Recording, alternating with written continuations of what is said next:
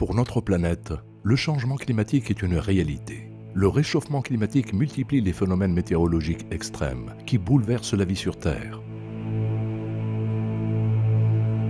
Cyclones, ouragans, sécheresses, canicules, inondations, tempêtes ont vu leur nombre et leur intensité progresser de façon alarmante. Des catastrophes au coût terrible, 1,6% du PIB mondial entre les années 2012 et 2013.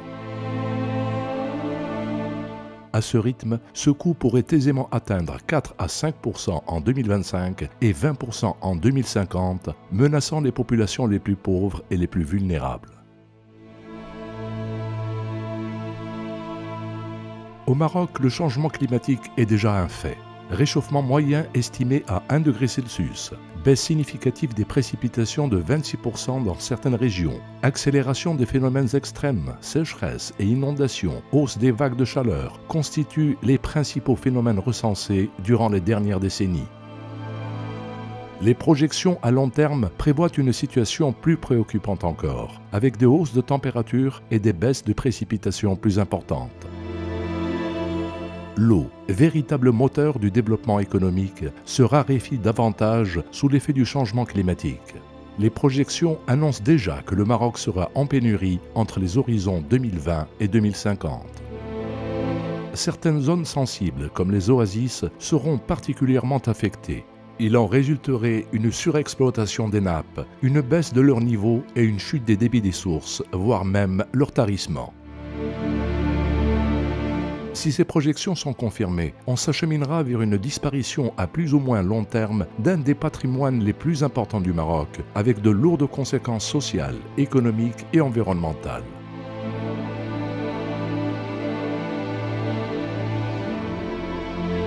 La politique des barrages menée depuis 1967 était déjà une politique d'adaptation aux sécheresses et inondations qui se succédaient à une fréquence inhabituelle, prélude au changement climatique. Une nouvelle stratégie a été mise en place pour la poursuite de la mobilisation de nouvelles ressources, une meilleure gestion de la demande et la protection des ressources en eau et des sites sensibles, bassins versants, oasis, lacs naturels, nappes. Le secteur agricole est sérieusement menacé par le changement climatique. Seront principalement affectées les cultures pluviales qui sont la base de l'économie des petits agriculteurs. Environ 71% des terres seront ainsi inaptes à cette culture.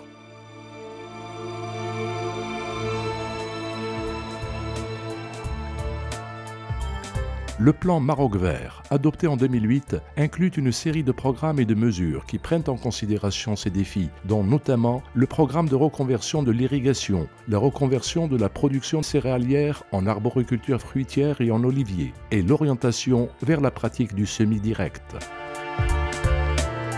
Le littoral subit de plein fouet les impacts du changement climatique. Ces effets se manifestent par un certain nombre de phénomènes, dont l'érosion des côtes sableuses et la submersion marine. Elle est accentuée par le phénomène de littoralisation. L'adoption d'une nouvelle loi sur le littoral et la mise en place d'instances nationales et territoriales sont un début de réponse à ces défis.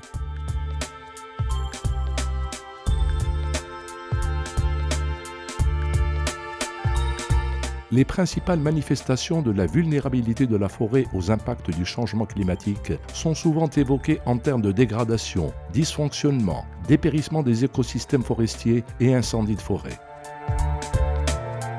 Le secteur forestier est l'objet d'une stratégie nationale qui se base sur une approche territoriale et participative pour la lutte contre la désertification, la conservation et le développement des ressources forestières, la protection de la biodiversité, l'aménagement des bassins versants contre l'érosion hydrique et le développement humain dans les espaces forestiers et périforestiers.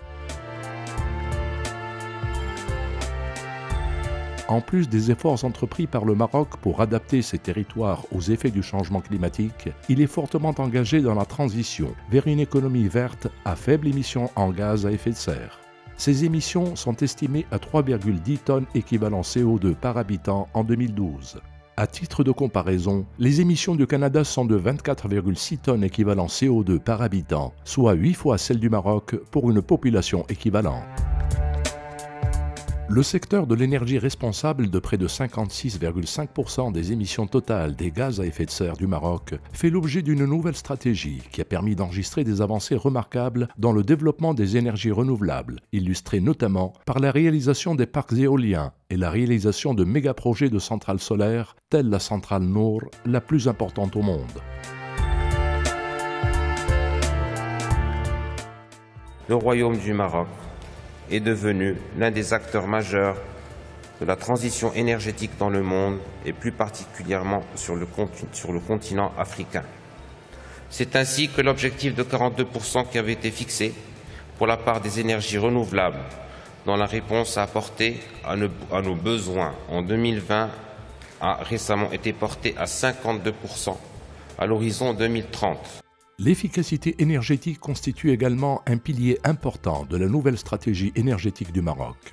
Programme d'efficacité énergétique dans le bâtiment et l'industrie, étiquetage énergétique des appareils domestiques, villes nouvelles à faible émission de carbone sont des exemples de programmes susceptibles de participer à l'effort national d'atténuation des gaz à effet de serre.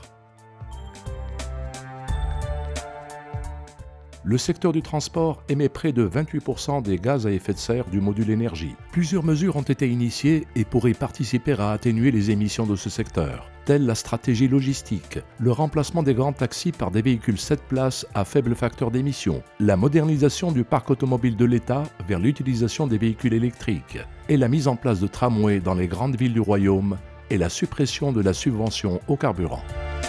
Le traitement des déchets solides est devenu un défi vital. Symbole de cette volonté, la mise en place d'un programme national des déchets ménagers et du programme national de valorisation des déchets qui vise entre autres à mettre en place des sites d'enfouissement et de valorisation des déchets avec des plateformes de tri et de récupération du méthane et son utilisation pour la production d'électricité.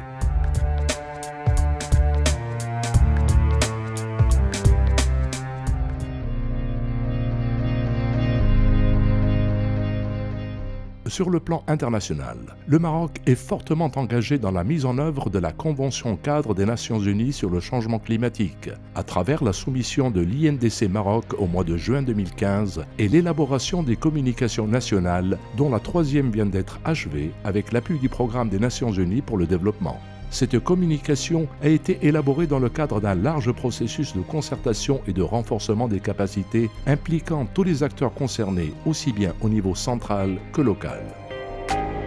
Et en organisant la 7e conférence des parties en 2001 à Marrakech, le Maroc participe activement au processus de négociation internationale lancé depuis la conférence de Rio en 1992 pour trouver un compromis permettant de limiter les émissions des gaz à effet de serre.